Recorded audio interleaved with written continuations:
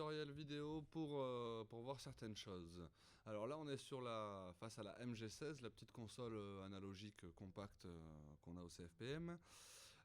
L'idée, c'est de vous faire un petit rappel de la configuration qu'on a vue, notamment sur la question du routing, et notamment sur le fait d'envoyer de la reverb d'un processeur d'effet externe vers un circuit de retour. Alors, comment ça se passe?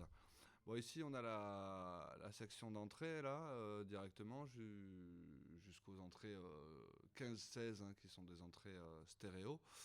OK.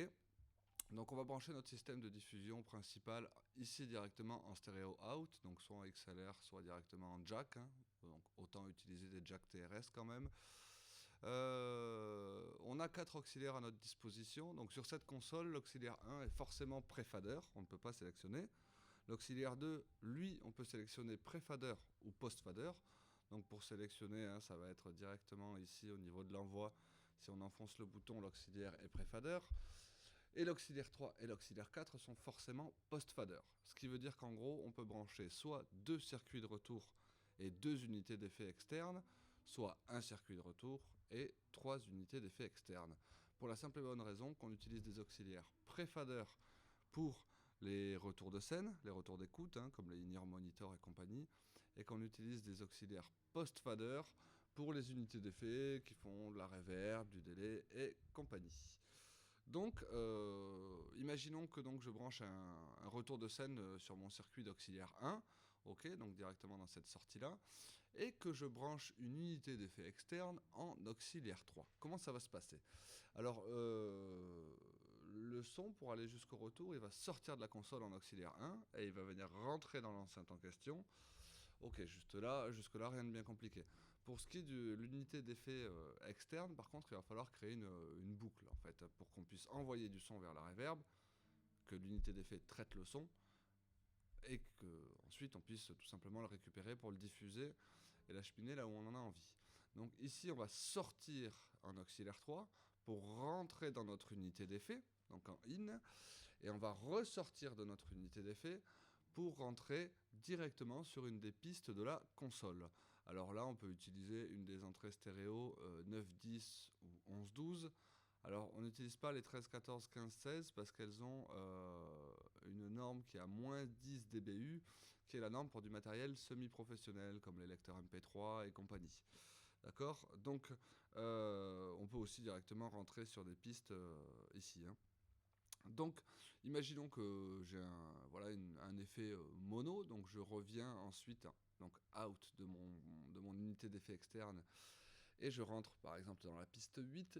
Comment ça va se passer? Si je veux envoyer du son dans mon retour, eh bien, tout simplement, il faut déjà que je monte mon send master, mon master auxiliaire, donc le 1 et le 3. Je les mets à niveau nominal, c'est-à-dire au niveau de la petite flèche là qu'on a ici qui est juste derrière. Ok. Et ensuite, donc, je vais monter les potards individuels directement pour envoyer tel ou tel niveau. Donc, imaginons que j'ai une voix qui est branchée directement sur l'entrée 1. Si je veux envoyer directement cette voix dans le retour, je n'aurai plus qu'à monter, hop, ce petit bouton-là, l'auxiliaire 1, pour obtenir cette voix-là dans le retour. Si je veux avoir de la reverb maintenant sur cette voix, comment ça va se passer? Je vais monter donc l'auxiliaire 3. Bien sûr, mon master send, lui, est bien monté à niveau nominal. Donc, à partir de là, il faut forcément que mon fader, ici, il soit légèrement levé. S'il est tout en bas, comme l'envoi est post-fader, vous n'en verrez rien du tout. D'accord? Donc, il faut que ce fader soit levé. Vous envoyez donc, par le biais de l'auxiliaire 3, du son vers l'unité d'effet, donc qui sort par ici. L'unité d'effet fait son petit travail, hein, rajoute de la reverb, du délai, tout ce que vous voulez. Ok. Et donc le son ressort de l'unité d'effet pour rentrer ici dans l'entrée 8. À ce moment-là, si je veux entendre la reverb dans la façade, hein, dans mon système de diffusion principal, rien de bien compliqué. J'oublie pas d'assigner par le biais du bouton stéréo cette piste à la stéréo et de l'allumer aussi, c'est pas mal. Et je n'aurai plus qu'à monter le fader individuel. Si maintenant je veux envoyer ce retour de reverb, ce retour d'effet vers mon retour de scène, il me suffira de monter le bouton de l'auxiliaire 1 sur cette piste. Donc le retour de reverb qui part vers le retour de scène. Le bouton à ne surtout pas tourner sous peine de subir un larcène plutôt violent, c'est celui-ci. Pourquoi? Parce que si vous tournez le bouton de l'auxiliaire 3 sur le retour de la reverb, ben vous renvoyez le son dans la reverb.